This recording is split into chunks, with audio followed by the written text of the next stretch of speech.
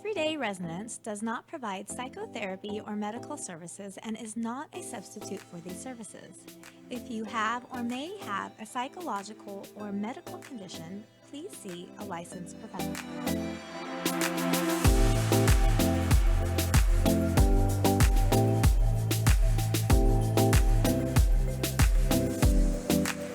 I'm Priya Patel. And I'm Daniel Sunshine, and this is Everyday Resonance. Thanks so much for tuning in. Actually, thanks for tuning into yourself here on Everyday Resonance. That's what we do.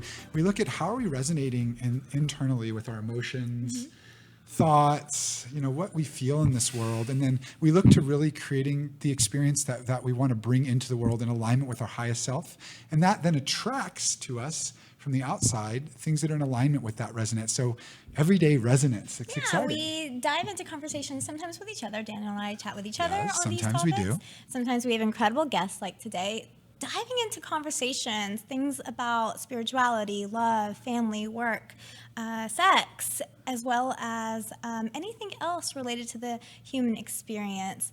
This week, we are focusing on an incredible topic. It's really inspiring. Spiritual resonance, really related to the concept of travel, transformational travel, what that means, why would one want to go in that direction, and focusing on this concept that travel is a journey, and the journey is a metaphor for diving into your own personal self. The more that you become in tune with yourself, it becomes a spiritual experience. And so this week we have, who do we have? Yeah, it's a really special guest. Well, firstly, there's a slight disclaimer here because the guest happens to be my brother. His name is David Sunshine. And, he's been a spiritual, I'd say leader for a long time now, but, he's really grown up with this path of focusing on spirituality, really seeking, a depth of connection to this life, what is truth, that kind of thing.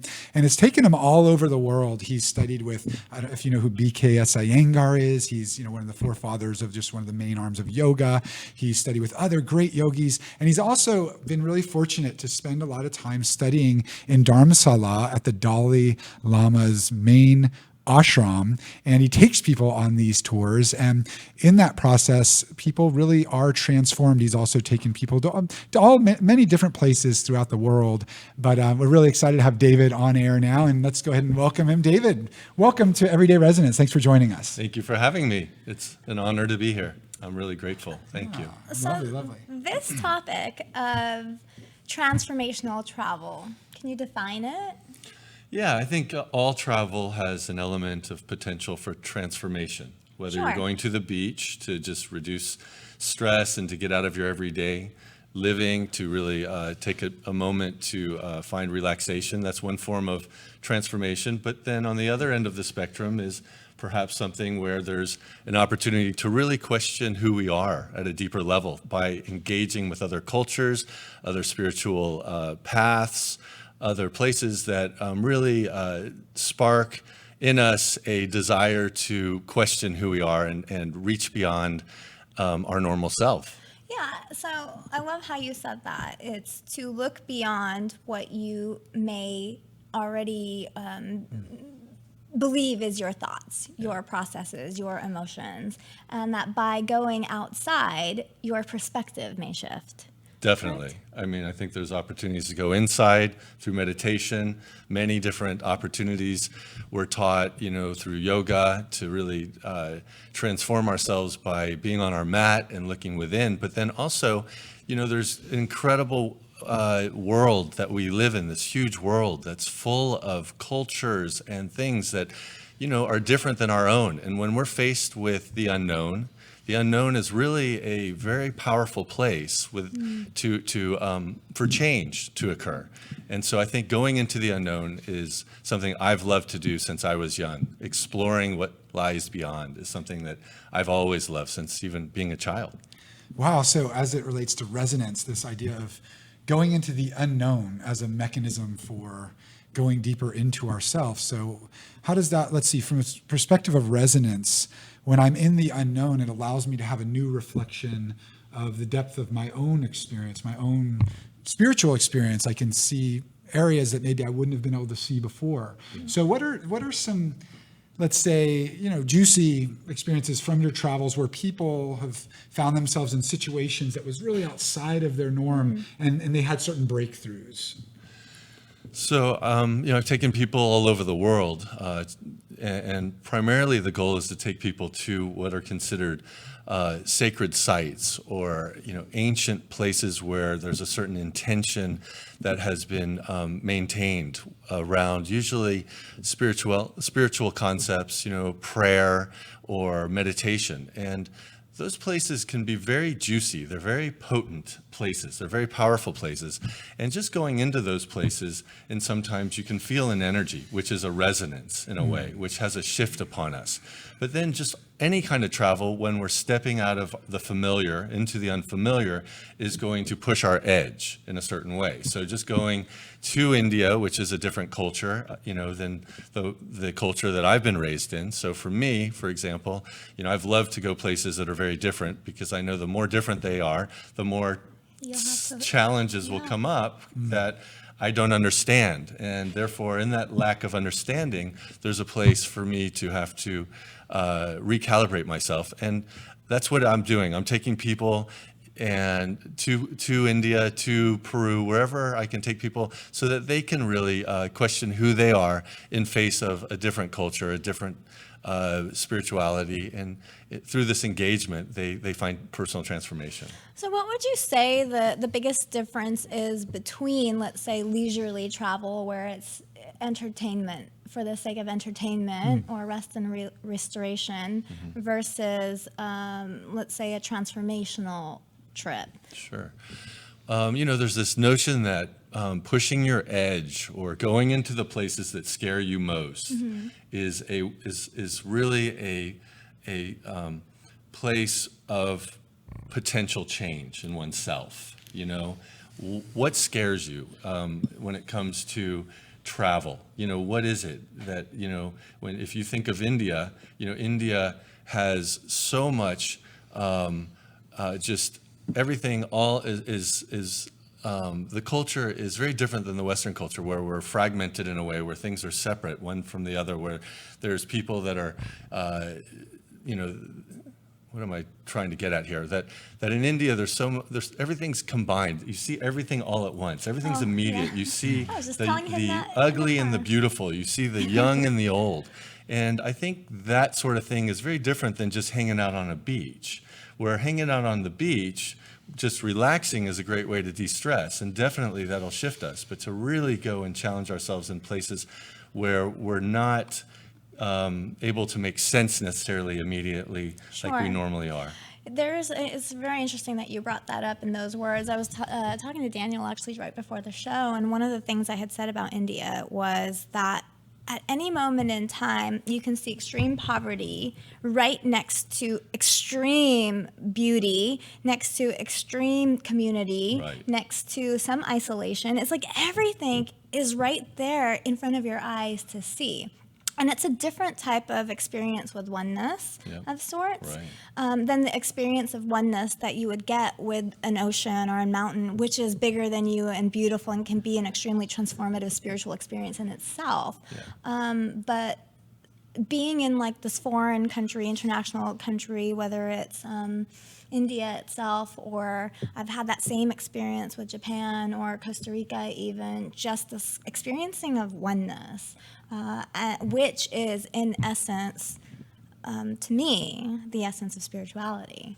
And so Right. that was just, it triggered me to talk about that as you said Yeah. that. Yeah, and I think that, I've been conditioned, like we've all been conditioned by our culture, growing up with certain belief systems we've been Sure. fed and taught. And, when we step out of that, when we go to another culture, and we're able to all of a sudden recognize that what our conditioning is limited in a certain way. It's a perspective. And those perspectives are relative. There's other ways of living in this world. We also see then, we see beyond the conditioning, which creates a sense of separateness.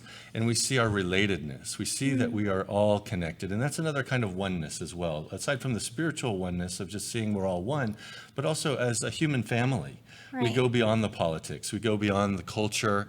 that we've been taught, and we begin to see that, we are one human, we're all in this together, and we're all in this world with the desire to really survive and to, love and to be loved.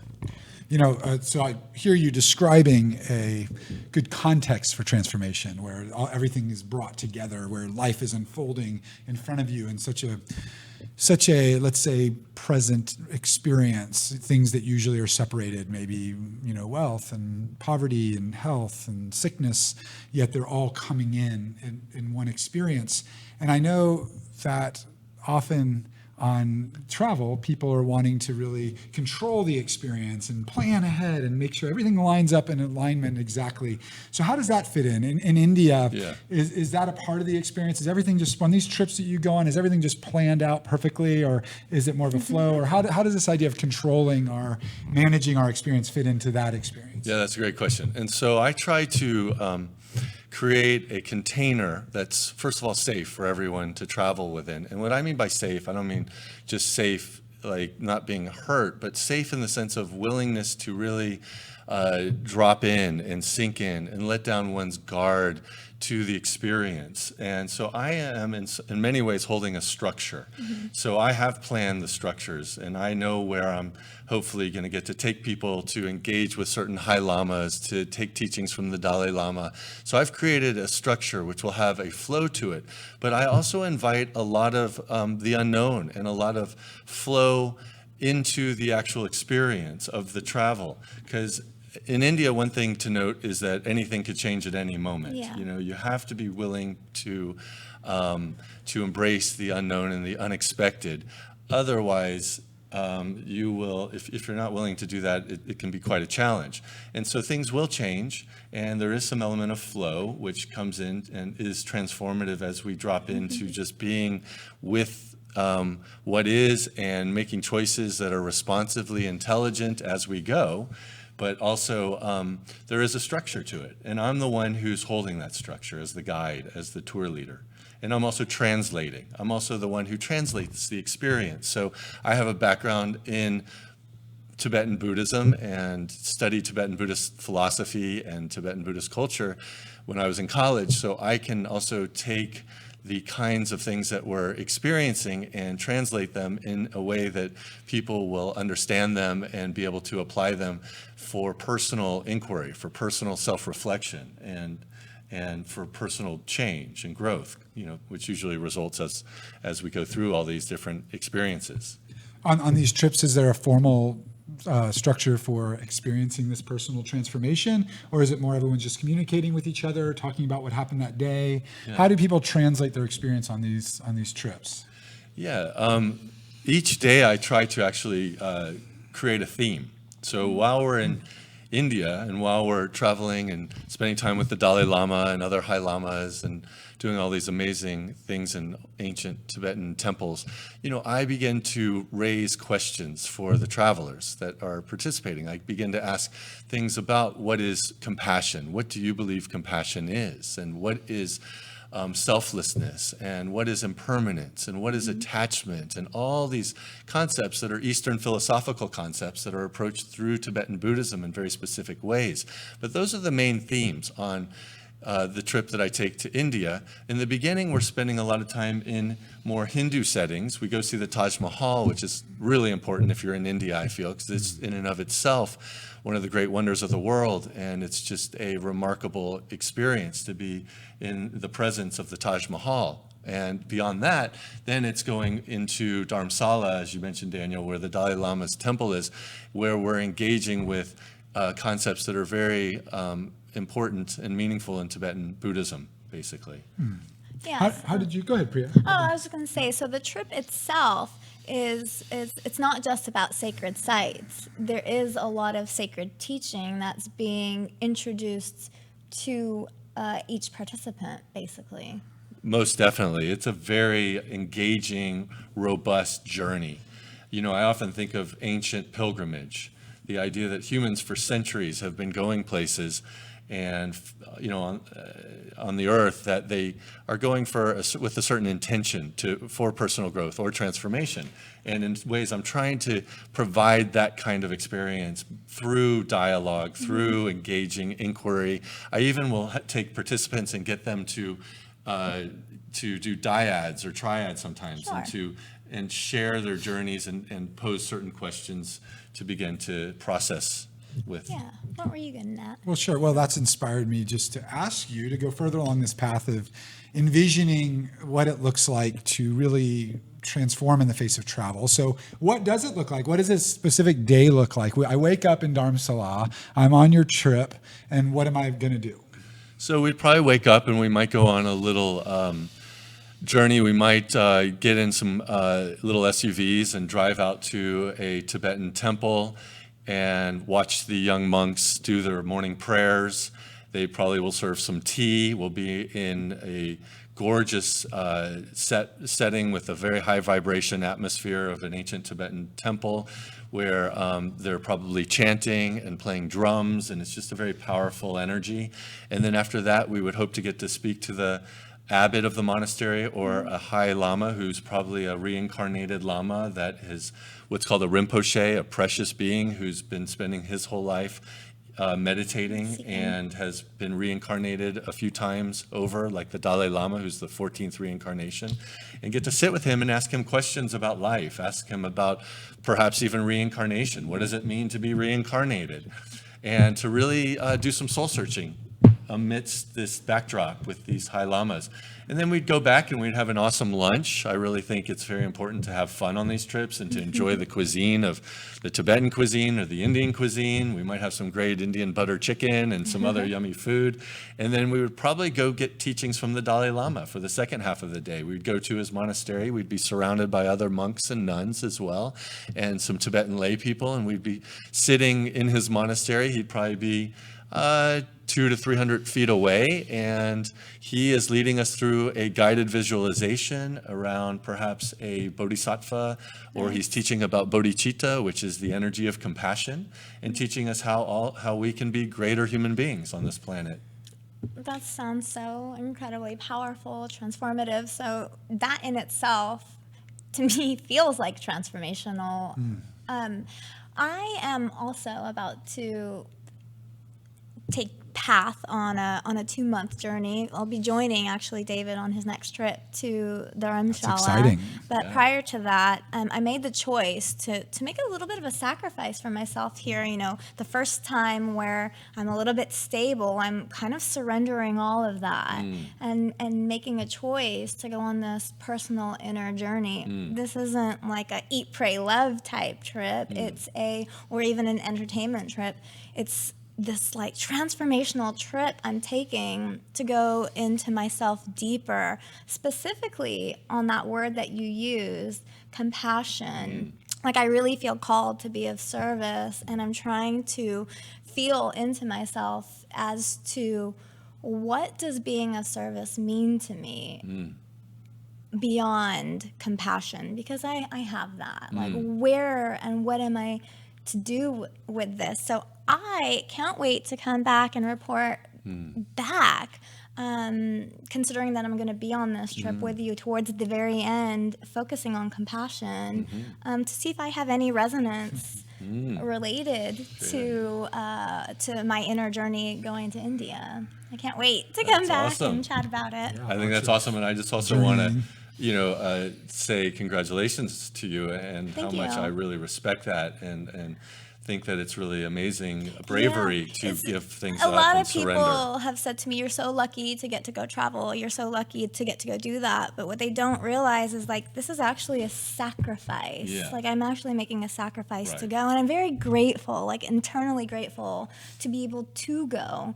At the same time, it's a sacrifice in this service mentality. Sure. Yeah. I think what I hear is that you're sacrificing the old. Yes, to completely. find something New, to really expand. expand to, like a butterfly, you have to let go, or a snake or whatever. You have to let go of the old skin. Shedding. You have to molt, you have to shed. Sure. And in that shedding, we then, you're giving yourself to spirit. You're giving yourself to the unknown. You're going into a space of something new that you have not Completely. yet understood and that you don't know. And within that space, you're hoping to find a greater part of yourself.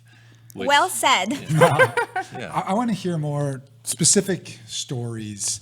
So I've met with people that have gone on different trips that you've taken and heard from them that their lives have changed, that they've learned that they really, all they need is to themselves in the face of what life brings. Maybe in India, seeing all of this life come together in front of them, and the pace is so different and being minimal at times, and really learning that I can be really happy just in connection with myself and connection with those around me. That was the lesson of one person that I talked to. It was really inspiring. But I would like to hear I'd like to see some glimpses. I'm such a visual person. I'd love to share some glimpses of experience. Sure. One of the people that went on it was listening to the Dalai Lama, and they came out and this is what they learned, or some other experience, maybe driving together, whatever it might be. Okay. Well, here's an experience for you. That one of the people who came on my last trip was a man who came with his wife and son, and in the process of going from Delhi to Dharamsala, his luggage was misplaced.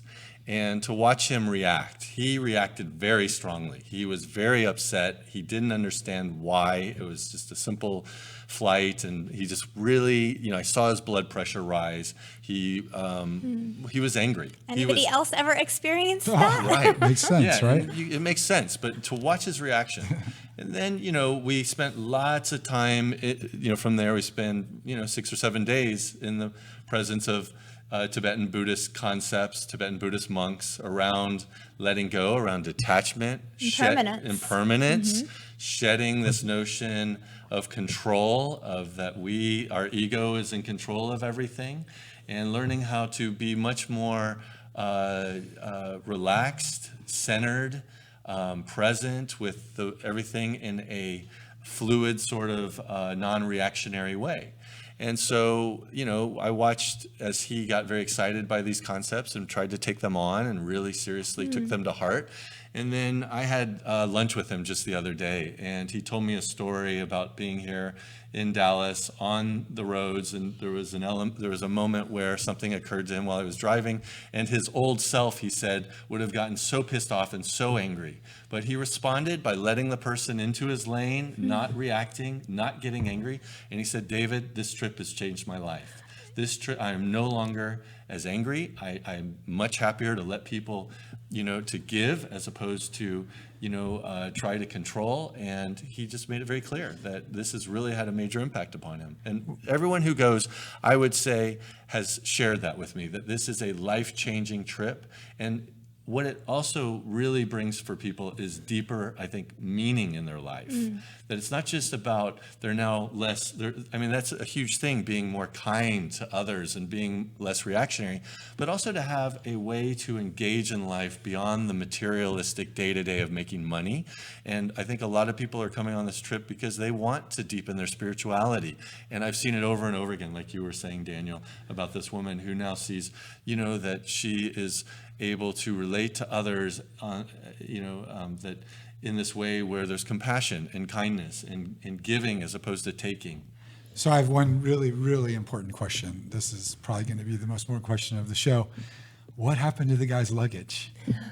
Yeah, well, it showed up. It was actually, So he didn't just have to deal delayed. with and not having it was- any of his clothes the whole time. No, he didn't have to deal with that. But that's not a problem anyways, because it's easy to buy anything you need That's in true, India. right? You could go to India with a backpack and you'd be fine. And as a matter of fact, I recommend it sometimes because it's great to buy Indian clothes and to go shopping in India, which we do. We go to Fab India. I don't know if Nice. you've ever been there, but it's a Yeah, great shop and they have everything you'll ever need. It's funny that you said that he found his old self in traffic. I can't tell you how many people will say all it takes is traffic or time with family for old self to show. For sure. That's right. Most definitely. But the powerful thing was that he was able to use his experience and teachings and come back to what was truth. Yes. So I was actually going to go down the question of how much of the transformation happens afterwards. Great And question. it sounds like a lot. Yeah, I mean, in this way in which oftentimes you hear about seeds being planted, you know, these are seeds to plant. This is an opportunity to create that. shift that gets embedded in your consciousness that you can come back to, and they're just seeds. Anytime we return from a trip, we're contracting again back into our old self to some degree. Yep. You know, we expand out, we spread the wings, and we go out and we see the universe. And when we come back, you know, we're faced again with our old self in so many ways, with our family, with our day-to-day, with work. And I think that what one will find, though, is that these shifts do have impressions upon us which are long-lasting, which ripple out into It's the our rest of our resonance. being, which then take time to continue to grow. If we continue to harvest them and grow them, they continue to expand. Sure. To his metaphor, there's just a short little meditation saying that goes, you know, when you plant seeds, those seeds eventually turn into trees, and those trees eventually turn into forests. So each one of us has the potential to grow thousands of forests just by planting a seed. And so beautiful. pretty. And I imagine Yeah. being in that energy, in that resonance at this monastery that's the main monastery of the Dalai Lama. Yeah. I know I've been around the Dalai Lama once. It was in a big coliseum per se, like a Same. football stadium type thing. And Yeah. I was sitting maybe in the middle. At times I got a little closer to him, but the energy and the vibration in that space was profound and really impacted me. And so is that a part of it? Just being in the presence of this vibration of people clearing their energy, of practicing these different chants of becoming more present to life. Is that a part of the transformation?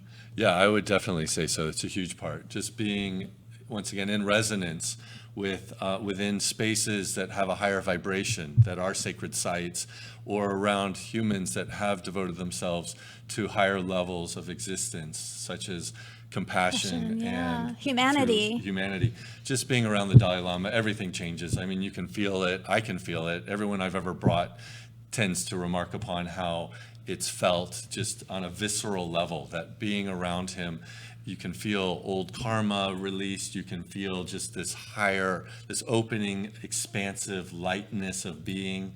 And so, yeah, it's a huge piece, just It's getting to so resonate on that true. level. It's so true. Like some of the words and some of the things that they say is like, may all beings be happy. May all beings be Be happy. What a peaceful. beautiful thought. Yeah. May all beings be peaceful. May all all people beings experience find- love and kindness. Right. So these concepts are bigger than traffic. These concepts are bigger than us. Priya, one of Yeah, those things beautiful. also is may all beings find equanimity. And that's an important concept, I think, as we're working our way through life and healing and working with being less attached to things that cause us to suffer. These trips that bring us out of our context, sure. that bring us in the face of newness regularly, I think they allow us to break free from a lot of our own expectations. And so just like being in the traffic, I'm no longer expecting to have this ability to just constantly drive forward, and now I can release more in the face of this, what I would consider an inconvenience. Now it's more of an opportunity to connect with my present, stronger self and have some equanimity, some balance, some non-attachment as well. Yeah. So, one thing I want to point out. So, David, this is offered. David's owned the Dallas Yoga Center, an amazing place in Dallas. Actually, it just won D Magazine's Best of Dallas 2019. I work Congratulations. with him actually at the Dallas Yoga Center, and then also we both own something called Yoga Modern. But right now, this is being offered through the Dallas Yoga Center. Is that Correct, correct? yes. So, where do people learn more about this trip to India, to Dharamsala, to study with the Dalai Lama? Yeah, come join me. It's an amazing trip. It really is life-changing. And to learn more, you'd go to DallasYogaCenter.com/retreats. Or you can just call us at the Dallas Yoga Center, 214-443-9642. You can Facebook me personally, send me a message. My Instagram is Lightning Dreamer, and you can go there as well. But we would love to have you join. We have some spots left for the next one, which is September 26th through October 8th.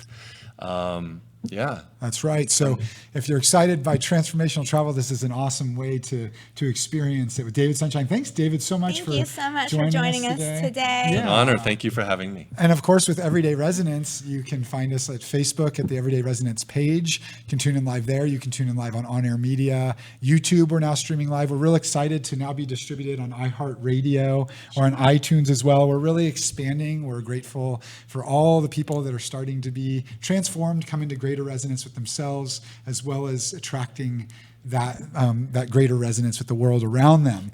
Don't forget, every day, tune into yourself, and then 12 p.m. Wednesdays, tune in to Everyday Resonance. That's right. Thank you so much. Thank you so much. Everyday Resonance was brought to you by Priya Patel and Sunshine Global Ventures. To sponsor Everyday Resonance, please contact everydayresonance@gmail.com.